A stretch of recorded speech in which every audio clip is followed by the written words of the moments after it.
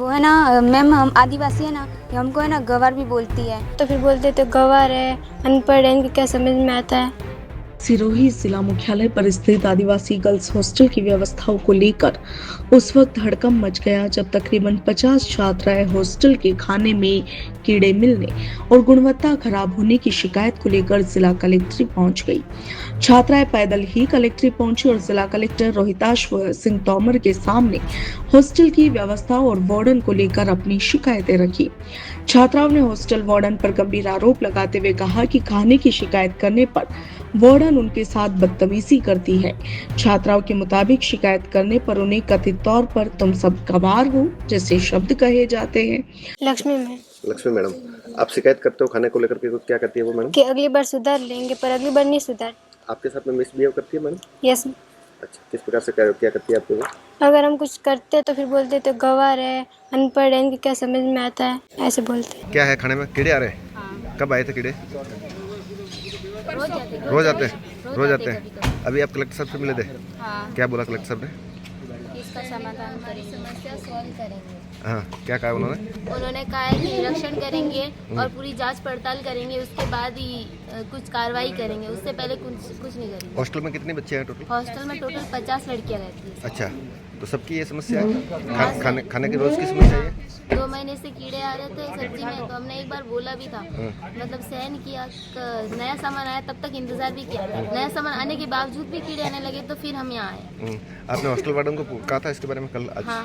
क्या बोला उन्होंने? उन्होंने कहा कि गलती से आ गए होंगे, और बार बार गलती थोड़ी होती है, 1-2 बार माफ़ की जा सकती है, लेकिन बार बार कौन माफ़ करता है गलती?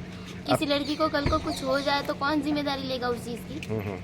इसीलिए हमें आना पड़ा। अच्छा, ये जो हॉस्टल में वार्डन है आपके, वो साथ में आए आपके अभी? हाँ सर, हमसे पहले आ गए। क्या मतलब आपसे पहले, मतलब आपके साथ में आए थे या पहले से कोई सफाई देने के लिए? पहले आ गए थे। अच्छा, सफाई देने के लिए। अच्छा अच्छा। वो है ना मैम, हम आदिवासी है ना, ये हमको है ना गंवार भी बोलती है। और हमारे ऊपर इंजाम दिया था कि हमारे पास फ़ोन है, पर हमारे पास फ़ोन नहीं था। और हमारी है ना गैर मौजूदगी में हमारे रूम चेक किए गए थे और हमारे पास फ़ोन नहीं था, फिर भी हमारे पास बार बार इंजाम दिया जा रहा था। और हमारे खाने में कीड़े आते, शिकायत करने के बावजूद भी मैम ध्यान नहीं दे रहे थे। तो हमने फिर एक बार मैम को माफ़ किया गया था, और फिर वापस वही गलती हो रही है। तो उस हिसाब से हमने है ना इस बार ना सोच लिया था कि हम सर के पास जाएंगे और बोलेंगे, सर हमारी वार्डन चेंज कर दो, या फिर हमारे खाना सही ढंग से बनवाओ। हम ये नहीं चाहते कि वार्डन हटा दो, बस हमारा खाना भी सही बनना चाहिए। छात्राओं ने कलेक्टर को हॉस्टल में मिलने वाले भोजन की क्वालिटी सहित अन्य व्यवस्थाओं को लेकर भी शिकायतें दी। छात्राओं की शिकायतों को जिला कलेक्टर ने गंभीरता से सुना और तकरीबन 1 घंटे तक छात्राओं से संवाद कर उनकी पूरी व्यथा जानी। इस मामले की गंभीरता को देखते हुए कलेक्टर ने एसडीएम, तहसीलदार और शिक्षा विभाग के एडीपीसी को बुलाकर आवश्यक दिशा निर्देश दिए। इसके साथ ही हॉस्टल की व्यवस्थाओं और छात्राओं की शिकायतों की जाँच के लिए जाँच कमेटी का गठन कर इस पूरे मामले की जाँच करने के निर्देश जारी किए। कलेक्टर ने छात्राओं की परेशानी देखते हुए उन्हें फिर से हॉस्टल तक सुरक्षित पहुंचाने के भी निर्देश दिए। इसके बाद तकरीबन 3 सरकारी वाहनों में छात्राओं को बैठाकर हॉस्टल तक छोड़ा गया। ऐसे में अब सबसे बड़ा सवाल यही है कि आखिर छात्राओं द्वारा लगाए गए आरोपों में कितनी सच्चाई है। हॉस्टल के भोजन की गुणवत्ता और वार्डन के व्यवहार को लेकर सामने आई शिकायतों के जाँच के बाद ही इस पूरे मामले की वास्तविक तस्वीर साफ होगी।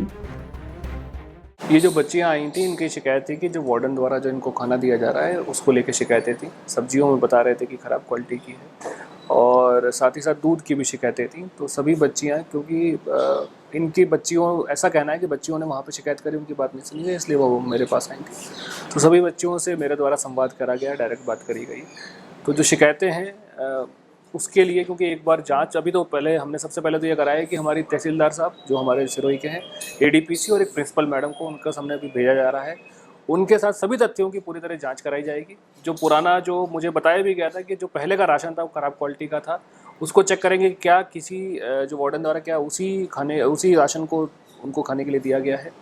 और उसके बाद वो जो रिपोर्ट है हमको आज ही देंगे, उसके बाद हम कार्रवाई करेंगे। साथ ही साथ हमने ऐसा सिस्टम भी बनाया है आज से ही कि इस तरह की शिकायतें दोबारा नहीं आए। इसमें हम ये करेंगे कि सभी हॉस्टल में कोई ना कोई सरकारी कर्मचारी दोनों टाइम जाकर के एक बार खाने की जांच जरूर करेगा, चाहे वो रेवेन्यू के हो सकते हैं, चाहे वो टीएडी के हो सकते हैं। वहाँ पे एक रजिस्टर भी खोला जाएगा जिसमें कि बच्चे भी अपनी शिकायत लिख सकते हैं, और हमारी पूरी कोशिश रहेगी कि हम एक्शन भी लें और इस तरह की पुनरावृत्ति दोबारा नहीं हो। सर, समाज कल्याण विभाग द्वारा संचालित हुआ हॉस्टल है।